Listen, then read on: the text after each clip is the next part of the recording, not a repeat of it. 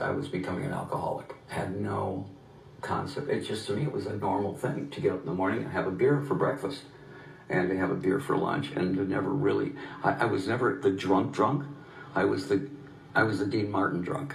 I was the golden buzz, where I knew all my lines. I never missed a show. You know, I was right there.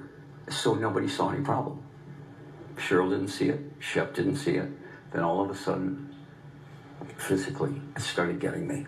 Pancreas, everything. I was throwing up blood.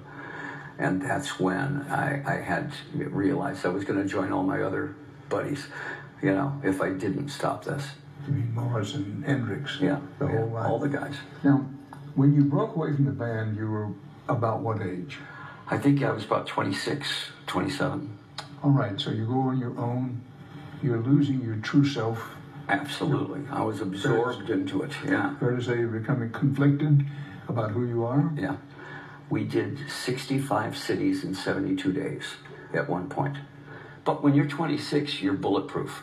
You're indestructible. You think you are. You think you are. Internally, it was, you know, I mean, every night there's an audience, packed audience. You could do 6, 7 shows in a row, you know, because then it got to a point where you couldn't do that.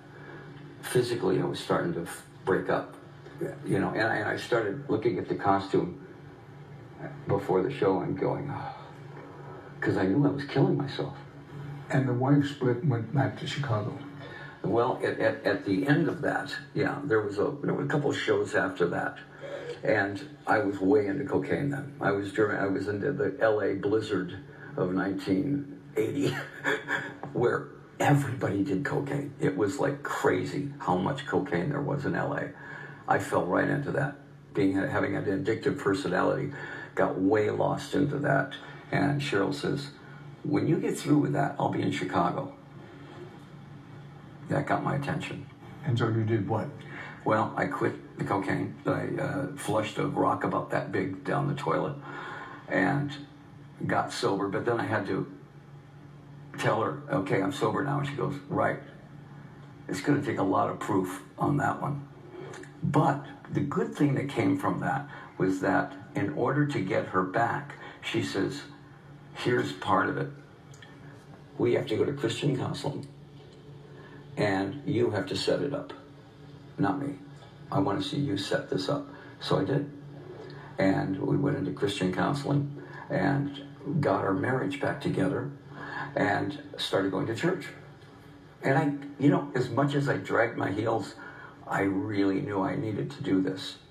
But what came out of that was the most amazing thing was when I left there, I went right to a bar, sat down and had a Coca-Cola and was waiting for that craving. I said, I'm going to be around alcohol all my life. I better just confront it. All right, well, nothing happened there. Tomorrow morning, though, it's going to be hell because I'm going to be home and the first thing I'm going to want to do is have a beer. Woke up the next morning and there's no craving. For 37 years, there was no craving. It was gone.